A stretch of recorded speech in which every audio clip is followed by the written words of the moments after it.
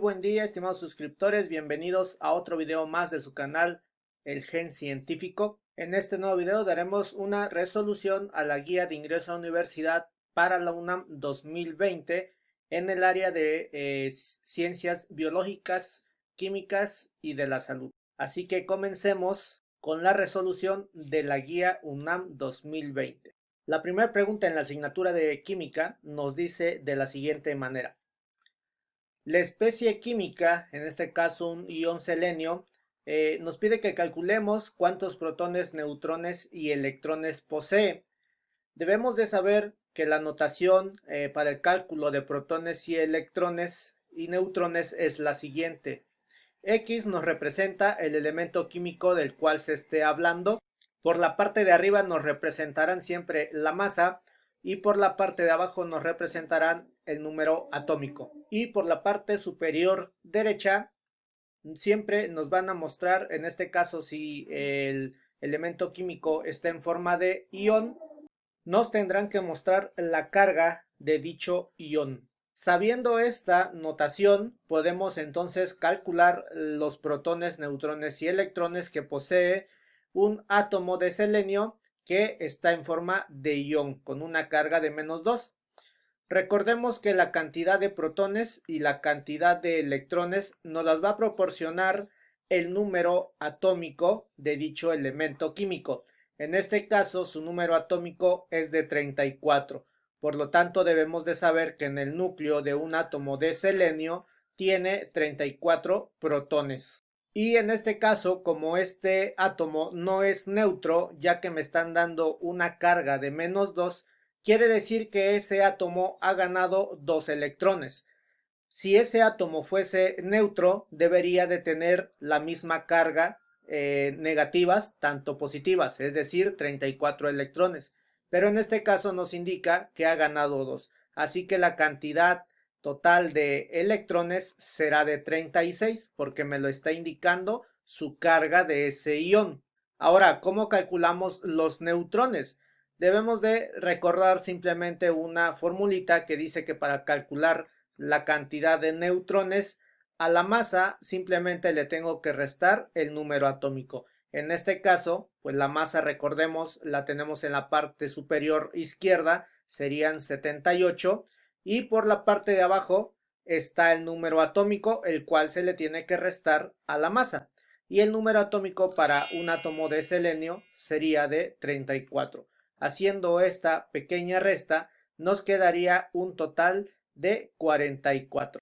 Por lo tanto, deducimos que la cantidad de neutrones para un ion de selenio con carga de -2 tendrá 44 neutrones. Por lo tanto, la respuesta correcta para este cuestionamiento será el inciso B, el cual dice que tiene 34 protones, 44 neutrones y 36 electrones. Pasemos a la siguiente pregunta. Número 24 dice de la siguiente manera: ¿cuántos gramos equivalen a 0.5 mol de ácido fosfórico?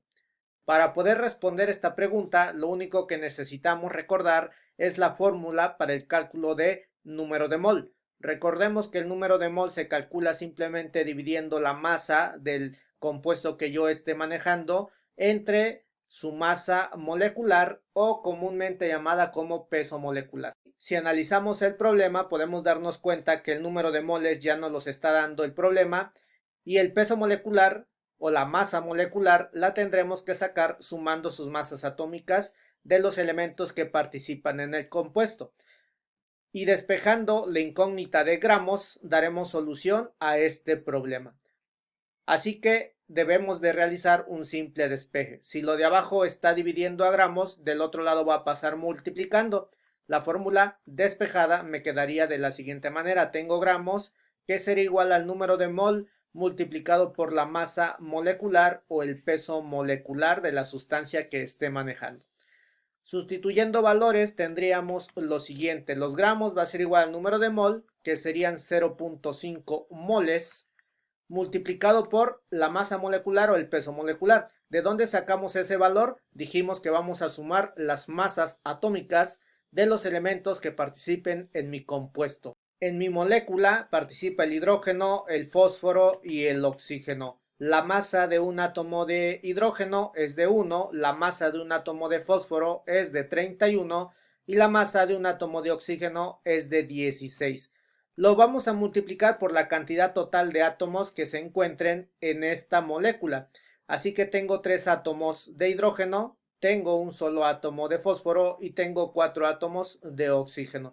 Multiplicamos cada uno de ellos por su masa atómica. 3 por 1 serían 3, 31 por 1 es 31 y 16 por 4 serían 64. Realizando la suma nos daría un total de 98. Recordemos que en el caso de la masa molecular o el peso molecular, las unidades son gramos sobre mol. Realizando esta multiplicación, tendríamos un total de 49 gramos. Realizando la eliminación de unidades, elimino mol, que está en la parte de arriba, y elimino mol, que está en la parte de abajo, y mis unidades que deben de quedarme son los gramos, los cuales son los que estamos buscando en este problema. Así que la respuesta correcta a este planteamiento será el inciso A. Siguiente pregunta. Pregunta número 25 dice así: factor estructural que determina el punto de ebullición y la capacidad calorífica característica del agua. Para poder responder esta pregunta debemos de analizar cada uno de los incisos que nos presenta dicho problema. El inciso A dice que son las fuerzas ion-dipolo entre moléculas adyacentes. Recordemos que estamos hablando de una molécula de agua en la cual no hay presencia de ningún ion, por lo tanto no puede haber una fuerza entre ion dipolo. Así que de esta manera podemos comenzar a eliminar aquellos incisos que no tengan nada que ver con la formulación de mi problema.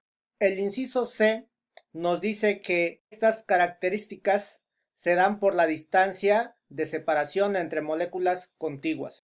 Esta también podemos descartarla, ya que entre más separadas se encuentren las moléculas, menos densidad contendrán los compuestos y el punto de ebullición, tanto la capacidad calorífica igual, serán por ende menores. Así que nos quedan dos respuestas más, que en este caso es la formación de polos opuestos entre moléculas contiguas y los puentes de hidrógeno entre moléculas adyacentes.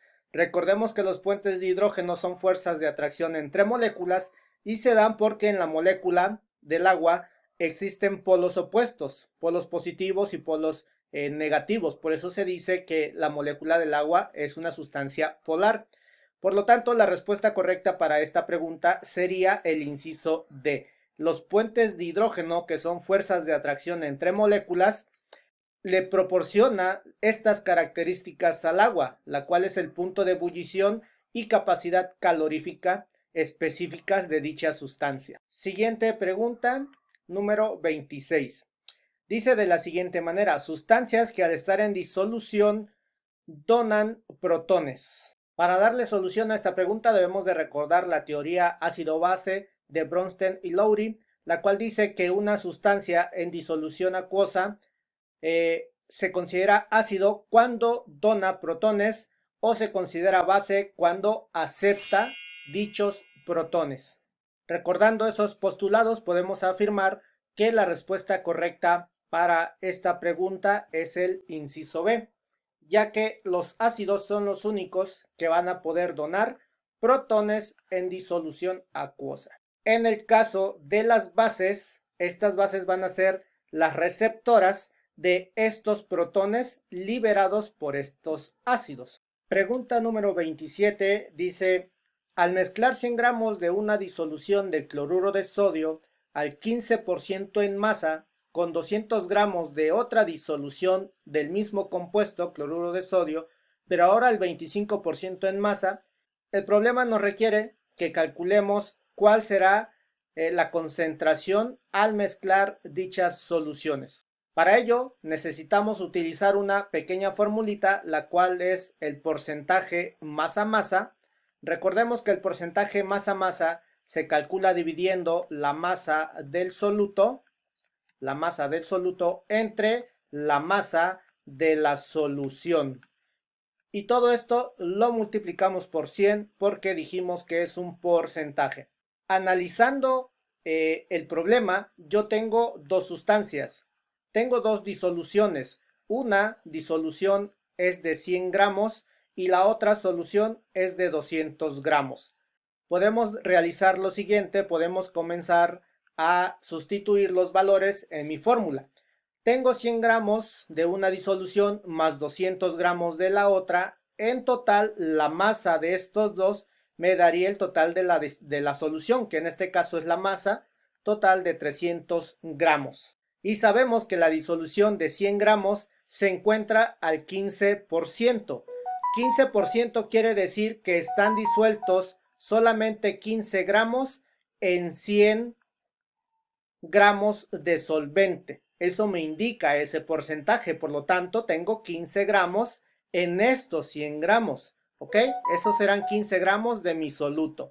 Y del otro lado tengo otra solución que se encuentra al 25% en 200 gramos, pero recordemos que este 25% me indica que hay 25 gramos por cada 100 gramos de solvente. Y en este caso, como tengo 200 gramos, tendríamos el doble de masa. En este caso serían 50 gramos en total. Todo eso lo tendremos que multiplicar por 100. Realizando la simplificación de esta operación tendríamos lo siguiente.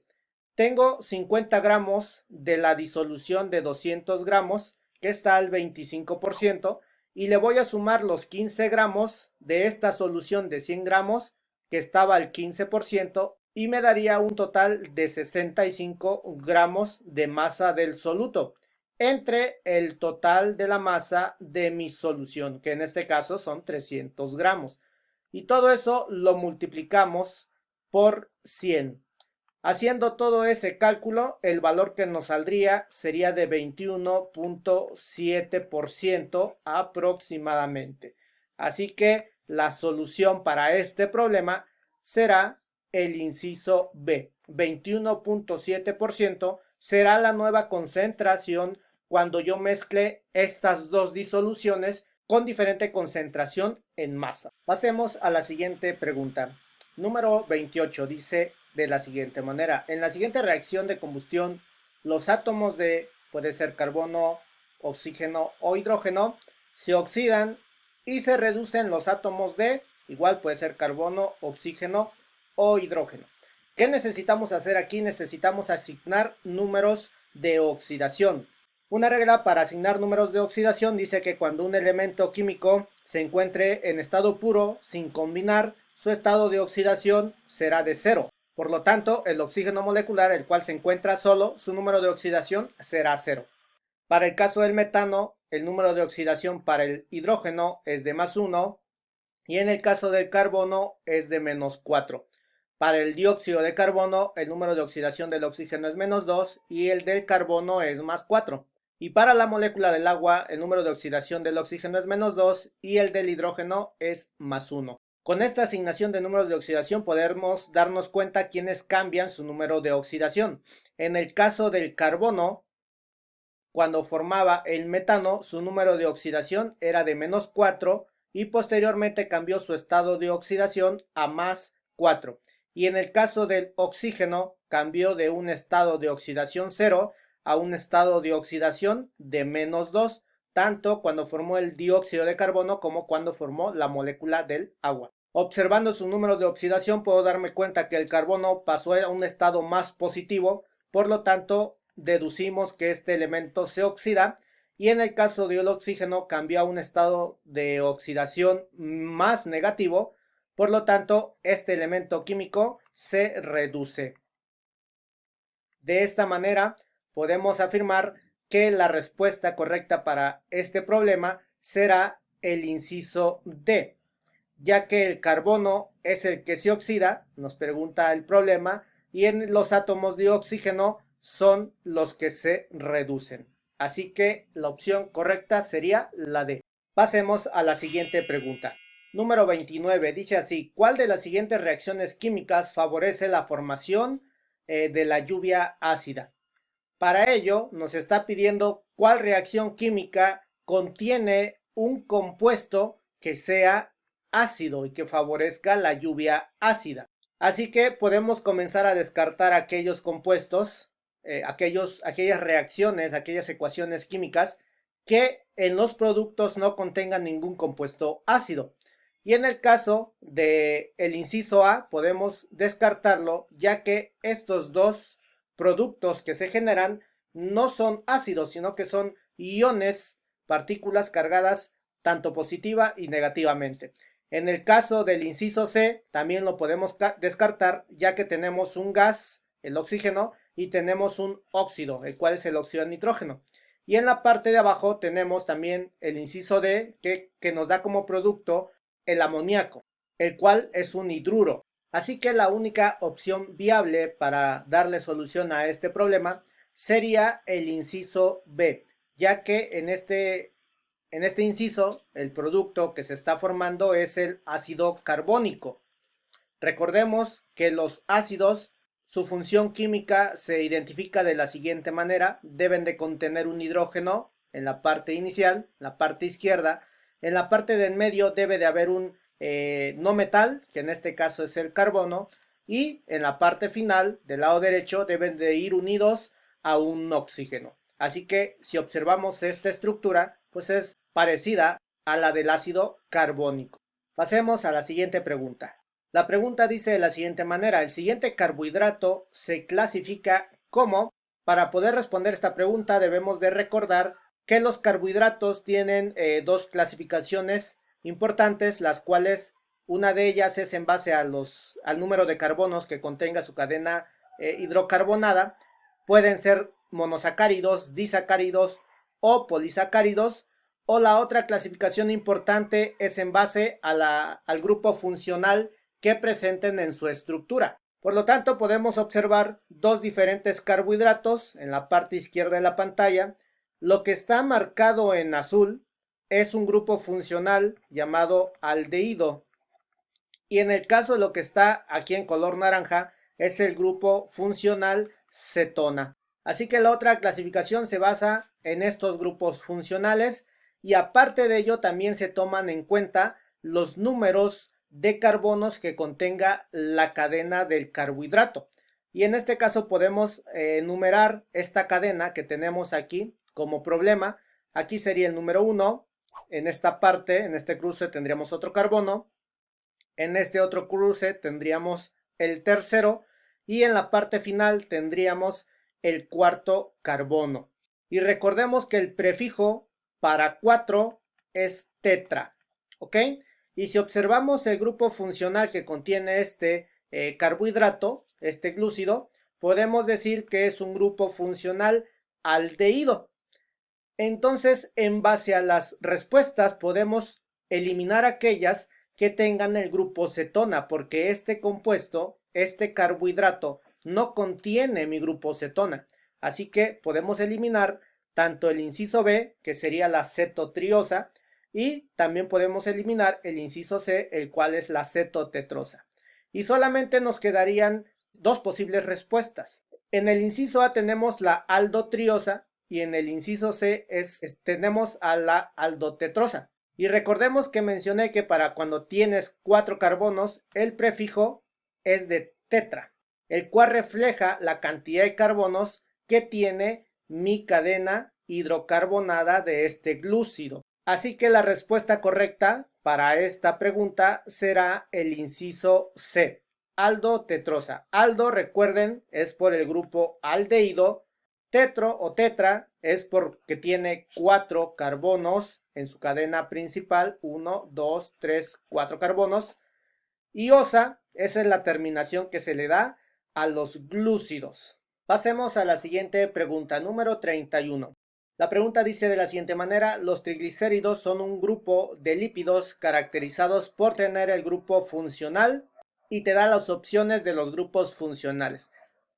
Para ello debemos de recordar los grupos funcionales y cuál es la fórmula o la estructura que presentan dichos grupos funcionales. En la imagen izquierda de la pantalla tenemos al grupo funcional hidroxilo, que es aquel que le da la característica a los alcoholes, que es un grupo OH, el cual debe de ir unido a una cadena R. En el caso del carbonilo, podemos ver la estructura de un aldehído y una acetona. Podemos ver el grupo funcional de un ácido carboxílico, aquí debe de haber una R. En el caso del grupo funcional éster, lo mismo. En el caso del éter, debe de tener dos radicales R hacia los dos costados, izquierdo y derecho. En las aminas o el grupo amino, lo mismo. Y en el caso de las amidas, también debe de haber un grupo funcional R. Aunado a esto, también debemos de conocer cómo está formado un triglicérido. Y podemos observar que tiene una cadena hidrocarbonada del lado derecho. Tenemos un carbono central unido a un doble oxígeno. Tenemos aquí también otro oxígeno más unido a dos carbonos. Y en esta parte tendríamos una cadena R. Así que si observamos dicha estructura, nos podemos dar cuenta que el grupo funcional que contienen los triglicéridos son grupos ésteres, ya que si eres observador, el grupo éster tiene una cadena R, que sería esta que tengo acá. Tendríamos un carbono unido a un oxígeno, este carbono está unido a un oxígeno, y ese mismo carbono se une a este oxígeno que tenemos del lado izquierdo, y todo lo demás sería mi cadena R. Por lo tanto, en los triglicéridos, el grupo funcional característico de ellos será el inciso B, grupos ésteres. Pregunta número 32. Para la pregunta número 32 nos pide calcular el valor de la entalpía de la siguiente reacción. Tenemos sulfuro de zinc que reacciona con oxígeno molecular para darnos como productos óxido de zinc y dióxido de azufre. Y también nos proporcionan datos termoquímicos de las entalpías de formación de cada uno de estos compuestos y elementos que participan en dicha reacción química. Para poder responder esta pregunta necesitamos saber cómo calcular una entalpía de la reacción. Recordemos que para calcular la entalpía de una reacción, lo que tenemos que hacer es realizar la sumatoria de la entalpía de los productos y restarle la sumatoria de la entalpía de los reactivos. Así que es solamente cuestión de hacer una sustitución de valores. Realizando dicho cálculo nos quedaría de la siguiente manera. Tengo la entalpía de formación del óxido de zinc, la cual es de 348 kilojoules. Y lo tengo que multiplicar por 2 porque su coeficiente es un número 2. A eso le tengo que sumar la entalpía de formación de mi otro producto, que es el óxido de azufre, el cual tiene un valor de menos 296.4 kilojoules. Y de la misma manera tengo que multiplicar ese valor por 2 porque tiene un coeficiente 2 en la ecuación química balanceada. Y a todo eso lo tengo que sumar y al final le voy a tener que restar la multiplicación de menos 202.9 kilojoules, que es la entalpía de formación del sulfuro de zinc, y también tengo que multiplicarla por 2 porque su coeficiente es de 2. Y en el caso del oxígeno lo descartamos porque todo aquel elemento químico que esté en estado puro, su entalpía de formación es de 0. Realizando los cálculos me daría lo siguiente: multiplicando 2 por 348 tendría un valor de menos 696 kilojoules, y le tengo que sumar la multiplicación de 296.4 por 2, el cual me daría 592.8 kilojoules. A todo eso le tengo que restar la multiplicación de 202.9 por 2 y el resultado sería de 405.8 kilojoules. Siguiendo con la simplificación, tenemos lo siguiente: debo de eliminar estos paréntesis, recordemos que más por menos me da menos, así que realizando esta suma, porque son signos negativos, me daría un total de menos 1288.8 kilojoules, y todo eso le voy a restar menos 405.8 kilojoules. Eliminando estos signos, recordemos que menos por menos me da más, así que como último procedimiento, a menos 1288.8 kilojoules le tengo que sumar 405.8 kilojoules. El resultado realizando esa operación nos daría un total de menos 883 kilojoules. Por lo tanto, podemos afirmar que la respuesta correcta para este planteamiento sería el inciso A, el cual es de menos 883 kilojoules de entalpía de la reacción. Recordemos una cosa importante, que si delta H es mayor a 0, será una reacción endotérmica. Y si delta H es menor a 0, quiere decir que es una reacción exotérmica. Y en este caso, como la reacción es menor a 0, porque tiene un signo negativo, podemos deducir también que este proceso es exotérmico. Quiere decir que libera energía a sus alrededores. Pregunta número 33. Dice de la siguiente manera: ¿qué cambio en la siguiente reacción en equilibrio favorece el desplazamiento hacia el lado derecho, es decir, hacia el lado de los productos? Para ello debemos de recordar el principio de Le Chatelier, que dice que cuando la temperatura se modifica en un sistema en equilibrio, cuando yo aumento la temperatura, favorece el sentido endotérmico de la reacción, y cuando disminuyo la temperatura favorece el sentido exotérmico de dicha reacción. Cuando modificamos la presión, si yo aumento la presión, la reacción se desplazará hacia donde hay menor cantidad de moles, y cuando yo disminuyo la presión, se irá hacia donde tenga más cantidad de moles. Y cuando modifique la concentración, si yo aumento la concentración en los reactivos, la ecuación se va a desplazar hacia los productos, y si yo aumento la concentración en los productos, dicha reacción química se desplazará hacia los reactivos.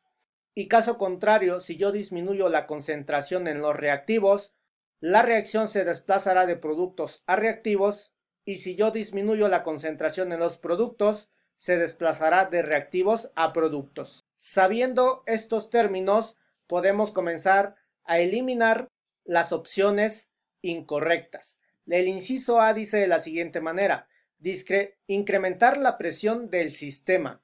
Recordemos qué pasa con la presión. Si yo la presión la aumento, la dirección de esa reacción se irá a donde exista menor cantidad de moles. Y en el caso de esta reacción, del lado izquierdo tengo 2 y 1 acá, tendré en total 3 moles. Y en el caso derecho, del lado de los productos, tendré 4 de hidrógeno molecular y 1 de sulfuro de carbono. Por lo tanto, tendríamos un total de 5 moles. Así que si aumentamos la presión, como nos indica el inciso A, la reacción se desplazaría no hacia la derecha, sino que se desplazaría hacia la izquierda. Por lo tanto, podemos eliminar el inciso A, ya que si yo aumento la presión, se irá hacia el costado donde tengamos menos cantidad de moles. En este caso se irá al lado izquierdo. El inciso B me habla sobre disminuir la concentración de sulfuro de hidrógeno, el cual está del lado de los reactivos, o el inciso D también nos menciona que disminuyamos la concentración de metano, el cual también se encuentra del lado de los reactivos. Así que si analizamos lo siguiente, recordemos que si yo disminuyo la concentración en los reactivos, la dirección o el sentido de mi reacción será de productos a reactivos, es decir, lo mismo que pasa cuando yo aumento la presión, se va a desplazar hacia el lado izquierdo. Y lo que me pide el problema es saber cuándo se favorece el desplazamiento hacia el lado derecho. Así que puedo eliminar el inciso B y el inciso D, ya que si yo disminuyo alguna concentración de estos dos reactivos, pues el equilibrio se irá hacia la izquierda y no hacia la derecha. Por lo tanto, la única respuesta correcta para este problema será el inciso C. Al aumentar la temperatura de este sistema, voy a hacer que el desplazamiento de esta reacción sea hacia la derecha. Siguiente pregunta. Número 34. Los hidrocarburos que se caracterizan por tener en su molécula únicamente enlaces sencillos entre cada carbono son. Recordemos que hay tres familias principales de hidrocarburos, los cuales son los alcanos, la segunda familia son los alquenos y la tercera familia son los alquinos. ¿Cómo los identificamos? En base a sus enlaces entre carbono y carbono. En el caso de los alcanos hay enlace simple, en el caso de los alquenos hay enlace doble y en el caso de los alquinos hay enlace triple. Así que nos pide la pregunta que identifiquemos aquellos en los cuales hay enlaces simples entre carbono y carbono. Por lo tanto, el inciso correcto para esta pregunta será el inciso B, familia de los alcanos. También recordemos que los alcanos presentan hibridación sp3, en el caso de los alquenos presentan hibridación sp2 y en el caso de los alquinos presentan hibridación sp. Pregunta número 35. La pregunta 35 dice de la siguiente manera: ¿cuál de las siguientes reacciones corresponde a una reacción de hidrólisis? Para contestar la pregunta debemos de recordar que una reacción de hidrólisis consiste en una reacción en la cual se involucra una molécula de agua y otras moléculas más, y en la cual la molécula del agua sufre una ruptura. Atendiendo a esta definición, podemos simplemente buscar aquella ecuación química en la cual nos presente una molécula de agua en el lado de los reactivos y posteriormente que esa molécula de agua ya esté disociada del lado de los productos. Y en este caso la única opción correcta sería el inciso C, ya que tenemos del lado de los reactivos una molécula de agua y en el lado de los productos ya no la tenemos porque ya sufrió una hidrólisis, la cual recordemos que una hidrólisis quiere decir ruptura de agua. En este caso, una ruptura de la molécula del agua. Hasta aquí con el video de la resolución de la guía de la UNAM 2020 para ingreso a universidad. Si te ha gustado el video, por favor regálanos un like y no te olvides seguirnos en nuestras redes sociales para que no te pierdas nuestro contenido. De igual forma, suscríbete a nuestro canal dándole clic al botón rojo que aparece en la parte de abajo de este video y activa la campanita para que te lleguen todas nuestras notificaciones. Y recuerda también que en la descripción del video te dejamos el link hacia nuestra biblioteca virtual donde podrás descargar libros de ciencias totalmente gratuitos. Sin más que agregar, nos despedimos y nos vemos en el siguiente video.